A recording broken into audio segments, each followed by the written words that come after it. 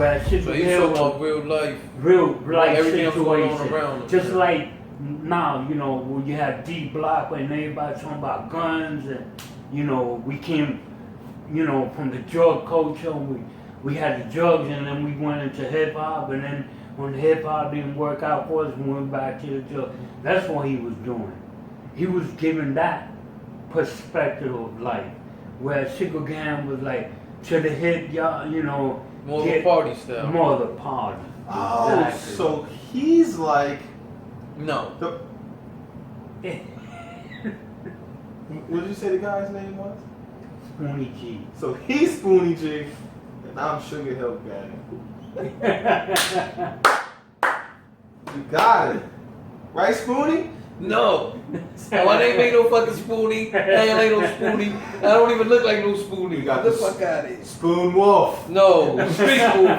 Spoon Wolf. Fuck out of here. Sugar Hill. So, All what did caps. you hear about Spoonie G? Let me ask you that. Well, when I was doing some of the research into and I want you guys to go back and check out the podcast I put out where we're discussing whether or not a hip hop icon sexually assaulted a former politician. So while I was doing some of my research in that and looking over that, excuse me, I came across DJs that I hadn't heard about. Like I who? came across. You know? No, I can't really. No.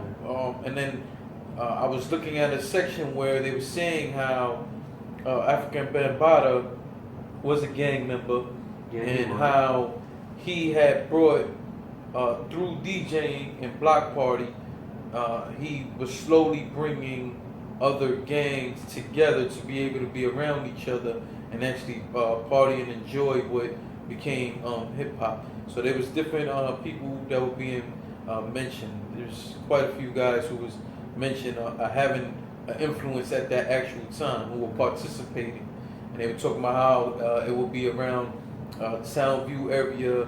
But majority of this was taking place in the Bronx River, which when I was growing up around Bronx River, you know, we used to go out there, we used to see Bambaataa, the Zulu Nation, and all that, and you know, behind the center they had like a center, they had like a concrete stage behind this big rec center, you know, and when I was a kid, when we would go back there, they would have DJ equipment and have guys up there rapping. There'd be crowds and crowds of people, you know. So yeah, some of them different names, different guys I came across who I hadn't heard about, and I came across when I was looking, doing some of the research for that particular podcast. But you can go back and check it out on SoundCloud or Mixcloud, and you know, listen to that podcast. Okay. So that, and also while I was looking into all the information in that, I also always remember you, the music you played. I remember you having DJ equipment way back when I was a kid and used to play different those later on Public Enemy, Rakim, Rob Bass, all of them, Kumo D, Big Daddy Kane. I don't know if I said that already, but Kumo D was another one that he played a big part in his area. He grew up in Riverside. I don't know if you're familiar with Riverside. No, in the Bronx. Riverside? Riverside in the Bronx, yeah. Yeah. That's like way out next to the Bronx Zoo. Okay. In that area, that's Riverside. All right. So yeah, he was a big influence, Kumo D. You know, he really didn't get the recognition that he should have got, but you know, he was one dude that really went out there and did his thing. You know. Were you ever listening to any of the old school rap from that kind of stuff, like a Big Daddy Kane or Kumo D, any of them Public Enemy? I ain't no joke. Oh, I know. Hey, like I don't know. No. Yeah, like I know the hook. I thought you was about to flow on. I know how the beat goes. I thought you was about to kick a 60. And if y'all ain't, you know, for those listening to this on SoundCloud, Mixcloud, something, AJ just twerked in another sofa to old school music that was in his head. First of all, do not make up these lies, because to begin It was with, just on camera. Yeah, just. to begin, yeah, but you talking about the people that are listening. To clarify, Go on YouTube and see AJ twerking in the leather sofa. To clarify, Jay has 3 of us on a sofa to begin with, to start off with. It's a big sofa. Second of all, And it's leather, Italian leather. Second This of ain't all- regular leather. This ain't discount store leather. This is Italian. I didn't hit. Ain't Bob discount. No. I did not twerk. I hit some turtles. Okay. What else you did? And then I broke into a, Well, let me a ask you, headstand. have you ever worn turtle shells on glasses and like Michael Jackson? No, I haven't. When he did Beat It, he had the turtle shell. Well, No, I'm not remember that walking video? open. I don't see him. And not even in Michael Jackson's kind of clothes either. What Like- happened with all the zip? You the only one that keep the White Sox alive. still. That's fine. And the You one wear glove. the crazy colorful ass shits, man. Alright. And it's all glitter. But yeah, like my pops and my mom, they would listen to a good amount of that. Like not necessarily in the house from when I can remember, but I was in the car a lot as a kid, like a lot. And then if it came on the radio, then they were playing it. And even to the point where when I got older, like my mom didn't let me listen to music that had cursing. Right. For But a it while. was clean at that That's time. why. So like even the hip hop that came out during my era, Mhm. I wasn't allowed to have the CDs and all because they were cursing. So I was forced to listen to the music that they were listening to. That's why when like oldies come on now, I'm very familiar with them. Is there one in particular that you couldn't wait to hear? That was not only you know just a song that was familiar to you, something that every time it's like that was like the mood setter for you. Like a Old hip hop school, song or just yeah. a song in general? No, old school hip hop vibes. Whatever your parents played, is there one that your parents played that every time you was like, nah, this, I need y'all to play this. This is gonna set it off. It never got to the point where I was like, I need you to play it, but my mom would get hype off of the Sugar Hill Gang song. I can't remember the name right now, but it's the hip hop, the hip hop. Rappers Delight. Yeah, Rappers Delight. That's correct. And then the part when he like, flying across the air with his little worm. Well, I can bust you out with my super sperm. I go do it. I go do it. I go do it. Do it. And my mom was singing that part. Later I was like, "Mom, you shouldn't be singing that." That's what he said. Yeah, but that's because she was thinking of all her 7 sisters. That's why. It's not all sisters. Yeah. But like, yeah, and then like when Redman and I think it was Redman and Eric Sermon. Yeah, they came out with like they redid it, Keith Murray. and then like I was listening to it. She's Well, like, Eric "Oh, this is." Sermon She's like, "She just was redid on this." And EPMD. Yeah. Yeah, So- but later on he brought along Redman, Keith Murray, I think K Solo. Oh Yeah, yeah. yeah. I didn't know that. No. Yeah. But yeah, my pops, he had like King a lot. Death Squad.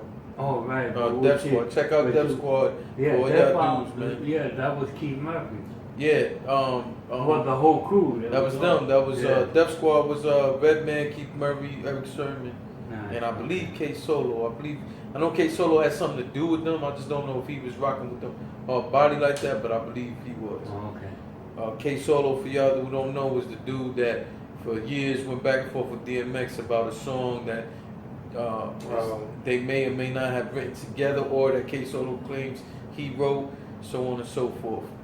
But Redman and Keith Murray, as far as lyricists, and I know lyrics don't matter. Yeah. Lyrics don't matter in today's hip hop. It that's really not don't. true. That shit. Yo, That's you're not bugging. true. You're Yo. bugging.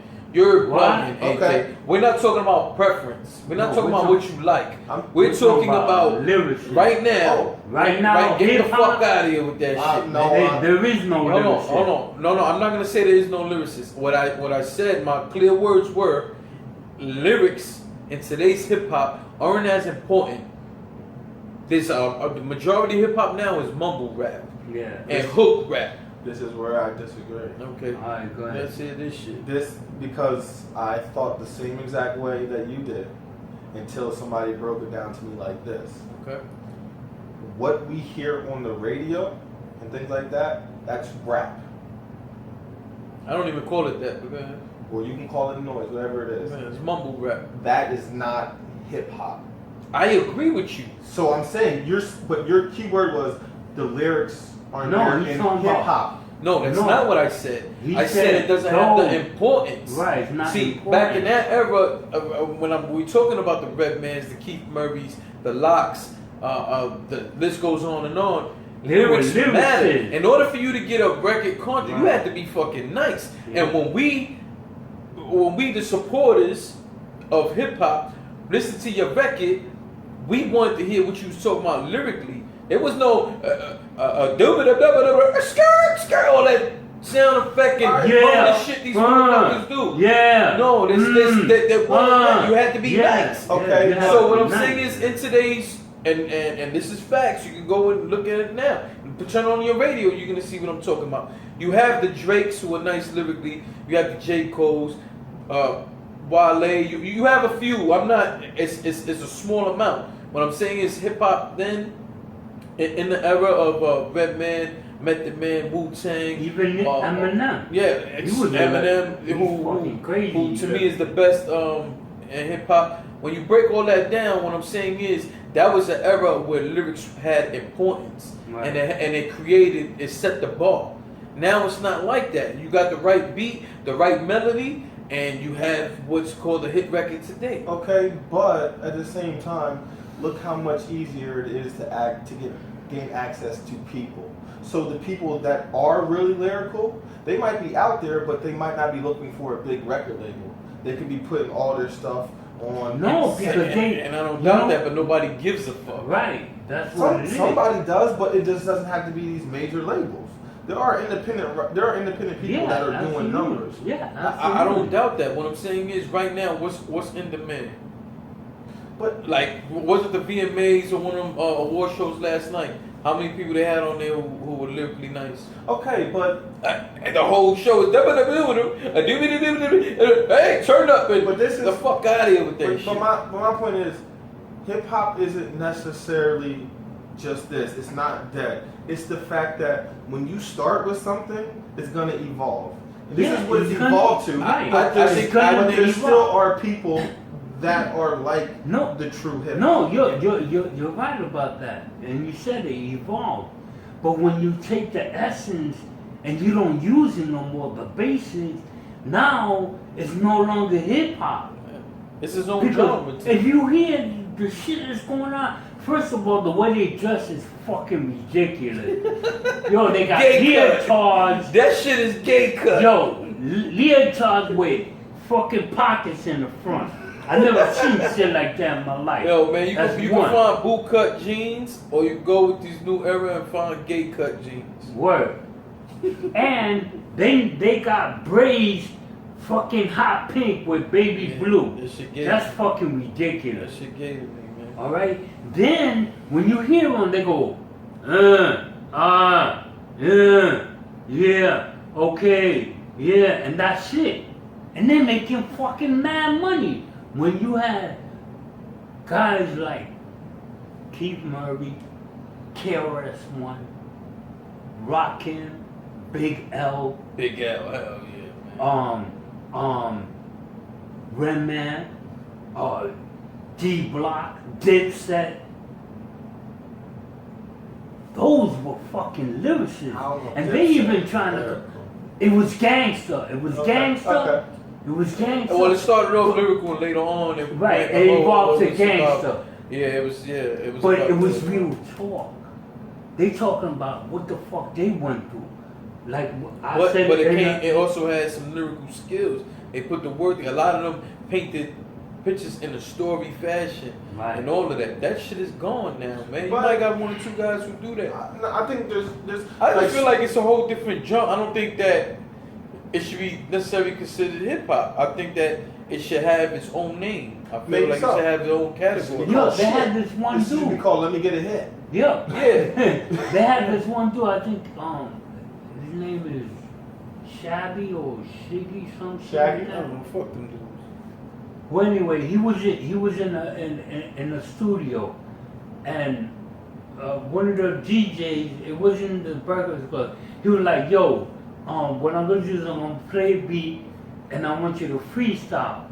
The first thing that came out of his mind was like, "Yo, whatever you do, don't play no old beat because I'm not rapping to it." Yeah. He was like, "What you mean you're not rapping to it?" And then You he a said, rapper. You a fucking rapper. How you "Yeah, tell somebody that? how you not? You can't. I'm not doing it, man. I'm telling you, you do it. I'm not doing it." So he told him, "You know what it is? You can't fucking rap. That's what it is." So he played it, and he didn't do it. And right there, it told everything. The motherfucker couldn't rap to save his life. And then I seen where it was G Block, it was Style Piece, Cheek Loose, and Jadakiss. Shout out to Beanie Siegel, man. and- That was a beast right there. Yo, oh hell yeah, I forgot about him too. And they asked him, "Yo, what do you think?" They were like, "Yo, man."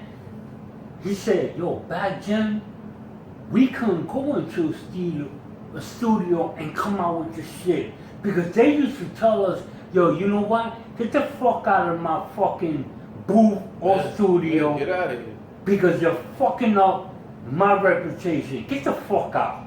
I'm not fucking with you." And then we'll never fuck with them. Now these guys are making fucking millions over these motherfuckers that all they do is go, yeah, that's right, only But looks. turn up. Also, I feel that look at what they're trying to portray to many But people. train what? Nothing. No, I'm saying like to Yo, even a lot the of old people school. that aren't ethnic or about hip hop. I- The people I- that I are see what looking, you're saying. Right. I see they're what like, you're saying. oh, okay, that's what he do. They walk around with their pants down. They're always throwing money. They're always Okay. doing cars. Alright. So what they're doing is they're getting people from the hood and all this check that they went out and earned. Now they're gonna go out and buy $200 pairs of sneakers when instead they can invest in themselves and put it towards something else. So I feel like big business is taking these people that don't have that, like that real hip hop, and you're like, all right, bet, we'll throw you out here for this. We'll give you one hit, all this. So the people that are real hip hop, they're there. They're just not commercial like that. Right. Like exactly. J. Cole, he went platinum. He was the first rapper to go platinum on an album with no features and got no recognition for it. Nothing. Yeah. All But that. He got an HBO special, and that's great for him. But in terms of like all these other people that are just hoopity hoppity boopity boopity boop. Yeah, exactly. Nah, bullshit. Cause it's so bad that you could take fucking Sugar Hill shit and it's a hit record right now. Yeah, compared to the bullshit now. Yeah. But tell us, what was the core, what was the essence of what was at the time a culture of hip hop? What were the ingredients? What was the elements? The element was that they took street hip hop, urban music, because also back then you have to remember that you have funk was at the height, and you have like the West Coast, they real deep into funk, you know, Funkadelics, P-Funk. You had Brothers Johnson. You had people like those.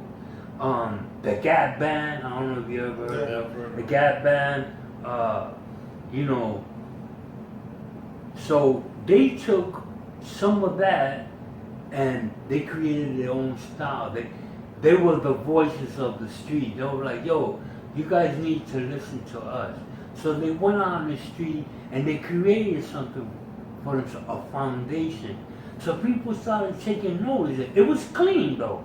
It was clean. That's why people accepted it. At first, a lot of people didn't accept it because like, oh, this is urban music and we don't give a fuck. But then there was a lot of white folks that took an interest in it. And they started promoting, they started working with these people. Same thing with the art. You know what I mean? They started taking notes. Say, wow, this is some new shit. This is shit that you don't see every day. You got artists that are doing abstract and doing this, but nothing like this. It was the same thing with music. You know, it wasn't soul music anymore. It was hip hop, and it affected a lot of people, and a lot of youth, in every borough had their own. Now, you know, I would go to Queens for my sister lived in Queens, and the same thing was happening over there. They had block parties, no shootouts, no fights. Everybody was having a good time, dancing, singing, getting high, no fights. You know what I mean? It was clean, it was nice, man. Okay, until you got into the 90s, and it was gangster. Then you had, a lot of shootouts and people bugging the fuck out. They took a lot, and that's what fucked up a lot of the black party. Then you couldn't have them no more. Yeah. Because people were fucking it up. Yeah. You know what I mean? But yeah, that was the essence. They was all these young kids with all this good talent, and they put it to use, and people started taking notice. The right people. All these record companies, because the ones that owned the company wasn't not black owned.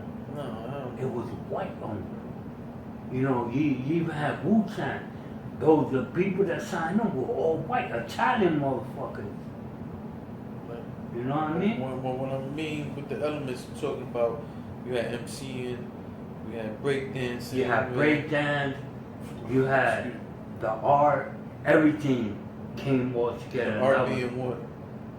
Hip hop. No, yeah, but then there's more to that. There's graffiti. That's what I'm saying. For the people out there, especially the young crowd who aren't aware of the different elements of hip hop, which was DJing, there was b-boying, there was graffiti. All these things brought together actual culture. So I want you to just break down to them a little bit more what The that five was. elements, Yeah. The 5 elements of hip hop. Okay, first, like we said, it was the music. Then you had the MC. Then you had the breakdance. Now, that alone, too, took a notice. Because you had a different type of dancing that people never seen. People spinning on their heads. People, instead of, because what That was the battle. it was. How it started was, instead of fighting, somebody came up with the concept and said, yo, instead of us fighting, won't we dance against each other? And let's see who's the best. And whoever's the best, we're gonna respect them. And that's how that happened. So you had Crazy Legs, Rocksteady Crew, you had the New York City. Now, and again, the white culture, the white producers, they took that and said, well, you know what, let's make a movie. That's when they came up with Beat Street. Yeah, Beat Street, I remember Beat Street. Now, Beat Street it influenced a lot of people because it gave the white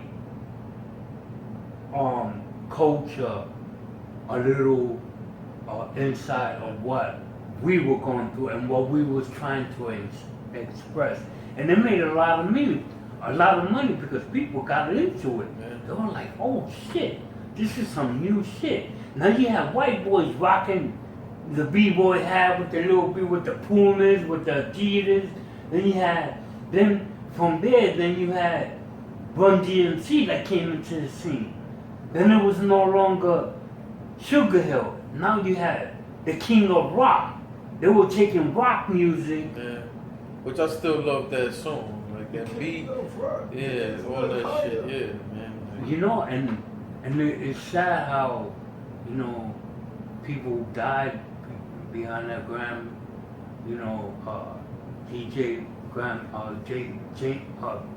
J Master Jam. Jam Master J rather. And he died over some bullshit. You know what I mean? And then you got Tupac that died too. So you had a lot of people, Biggie. But this is different kind of eras. Yeah, and definitely. you're right, different kind of eras. But yeah, you had the breakdancing, you had the art. Then you had the art that was being put on clothes. Now you had the fashion. You had the hat, you had the jean jacket. airbrush, hand painted, you know, that is so. Then you had the pants with you had your Adidas with the Pumas. If it wasn't when you wasn't rocking the Pumas, you was rocking the Nikes, you know. And then you had the pants with graffiti on the side. You had the jean jacket. You hear how you talking about fashion, right? Well, that don't got shit to do with the fuck you be wearing. Yo, I'm telling you, you better If take you gotta notes, see man. what the fuck he's wearing now, like the fuck out of here. Yo, look at this shit and the socks and all that. Get the fuck But you know what? out of here with this Jay, shit. I right respected here. how Jay broke it down. Why you do that? You said that every day that you wake up, you be like, you know what? I want to be different, so I'm gonna wear this shirt. I'm gonna wear these shorts. I'm We gonna can wear do without these the fucking sneakers. socks. Well, And I don't give a fuck if it don't match. This is why I want to wear. I don't necessarily do it to be different. I do it because that's what makes me feel comfortable. Like I don't want to walk But then around you're like being everybody different. else. But you're being different. Yeah, but I'm not. It's not like I'm going out of my way now. Like it's just like, yo, I'm gonna get this. That day he went and bought the leather fucking the leopard belt and all that clown shit. That's what he was trying to fucking. You know why I bought that leopard belt? Because it was on sale. I wasn't No, it was paying the full pattern. price. It was the fucking Nah, that pattern. pattern is tight though. He liked It the is leopard. tight He's pattern. leopard. It is tight pattern. Yeah, you lucky. Today I got on. He's Today I got fucking on my leopard. basketball shorts, but if I had on regular was you shorts, feeling like Shaka Zulu or Yeah. something? Word. Listen, for a minute there, I thought he hunted down that leopard that was on the fucking belt. Oh, Fuck out of here man. with all that shit. Alright, man, we're about to get up out of here, man. If there's one thing that you take from that time, which was the beginning, the birth of hip hop in general, is there one thing from that time that you could remember that you would want to see in today's hip hop? Coochie. Yeah. No, you always got that. Now you get it more than ever.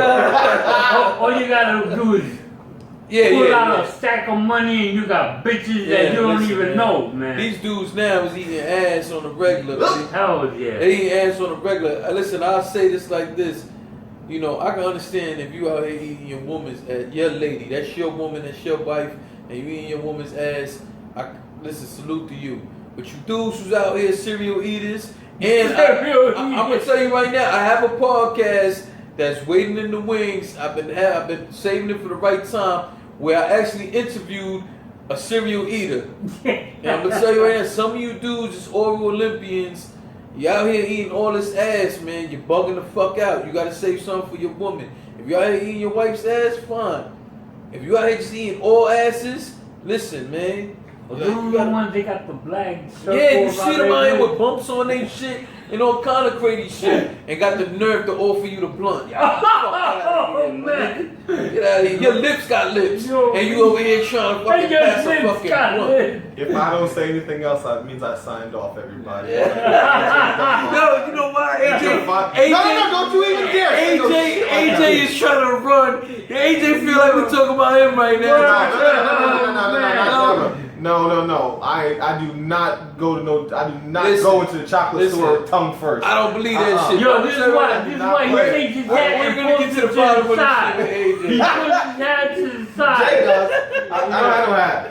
No, I do not go to He the starts boot combing store. his throat. I don't play with the And boot then he store. pushes it back. And he puts it there. He be And like, you know it's go fucking time. word. Nah, Go ahead, AJ. Let the people know where they can find you. Oh no. Answer my question before that. Because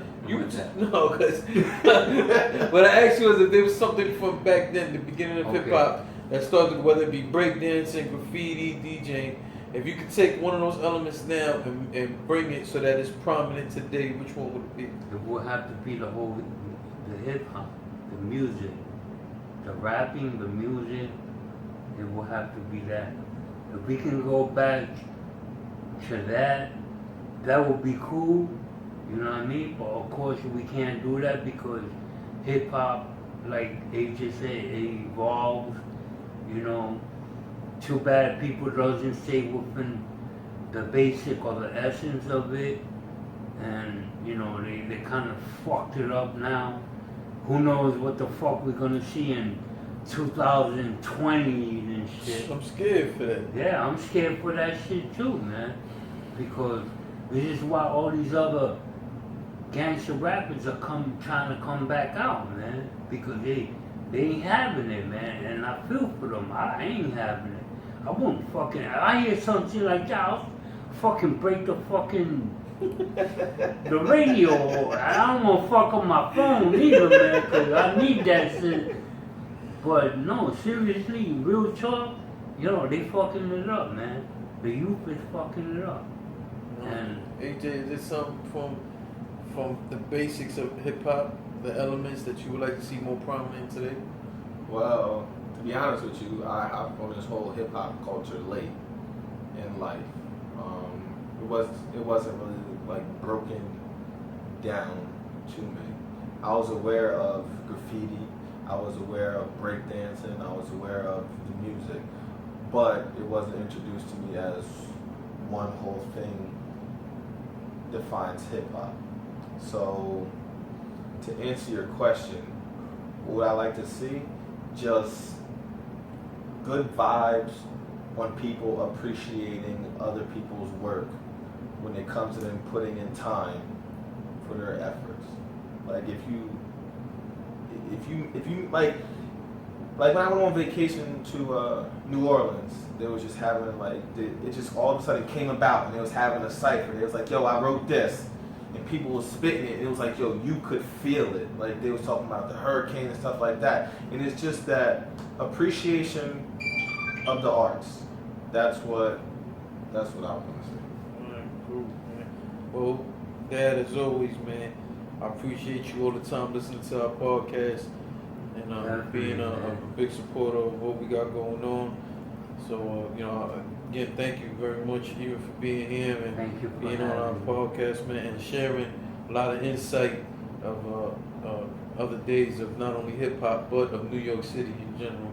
Definitely appreciate that. Thank My you. brother AJ, thank you as always for being on here, man. Let the people know again where to find you. You can find me up in the Bronx, Mr. Ace. I will be out there on the corner. He gonna be hitting the beats. I'm gonna have the cardboard. I'll be spinning on my head. If I spin more than 4 times, stop me because I'm gonna get dizzy. Alright? Then we're gonna bust out the microphone and we're gonna let Jay say, yo, Street Wolves, and we're gonna snatch it from him. He gonna snatch it because you don't want me to talk about his ass eating problems. You don't want me to talk about his ass eating addiction, so he gonna snatch the mic from me. Not never. Not never. But if you can't find me out there spinning on my head, you can find me at ajdunk.com. There you go.